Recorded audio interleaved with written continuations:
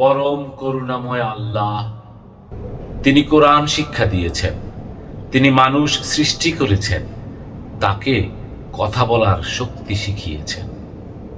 তবে তোমরা তোমাদের প্রতিপালকের কোন কোন নিয়ামত অস্বীকার করবে? সূর্য ও চন্দ্র নির্ধারিত হিসাব অনুযায়ী চলে, গাছ ও লতাপাতা তাঁরই বিধানে সিজদা করে। তিনি আকাশ উত্তোলন করেছেন এবং ন্যায়ের ভার স্থাপন করেছেন, যাতে তোমরা সীমা লঙ্ঘন না করো। এই পৃথিবী সৃষ্টি করেছেন সব জীবের জন্য, তাতে আছে ফলমূল, খেজুর, শস্য ও সুগন্ধি উদ্ভিদ। তবে তোমরা তোমাদের প্রতিপালকের কোন কোন নিয়ামত অস্বীকার করবে?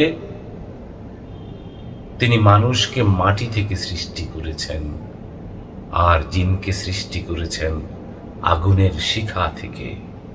পূর্ব পশ্চিম সব দিকের প্রতিপালক তিনি। দুই সাগর পাশাপাশি প্রবাহিত হয়, তাদের মাঝে রয়েছে এক অন্তরায়, তারা একে অপরকে অতিক্রম করে না। তবে তোমরা তোমাদের প্রতিপালকের কোন কোন নিয়ামত অস্বীকার করবে? সাগর থেকে বের হয় মুক্তা ও প্রবাল, সমুদ্রে চলমান পাহাড় সম জাহাজও তারই সৃষ্টি। পৃথিবীর সব কিছু ধ্বংসশীল, কেবল তোমার প্রতিপালকের সত্তাই চিরস্থায়ী, মহিমাময় ও সম্মানিত। তবে তোমরা তোমাদের প্রতিপালকের কোন কোন নিয়ামত অস্বীকার করবে? তিনি মানুষ ও জিনকে জিজ্ঞাসাবাদের জন্য ডাকবেন, অপরাধীরা পালাতে পারবে না। অন্যদিকে যারা আল্লাহকে ভয় করে চলেছে, তাদের জন্য আছে দুইটি জান্নাত, সুশোভিত বাগান, প্রবাহিত ঝর্ণা, বিভিন্ন ফলমূল ও আরামদায়ক আসন।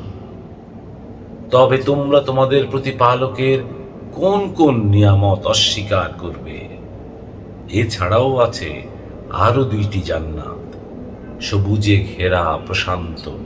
সেখানে থাকবে পবিত্র সঙ্গী ও চিরস্থায়ী শান্তি। তবে তোমরা তোমাদের প্রতিপালকের কোন কোন নিয়ামত অস্বীকার করবে? পরম কল্যাণময় তোমার প্রতিপালকের নাম, যিনি মহিমান্বিত ও মহান।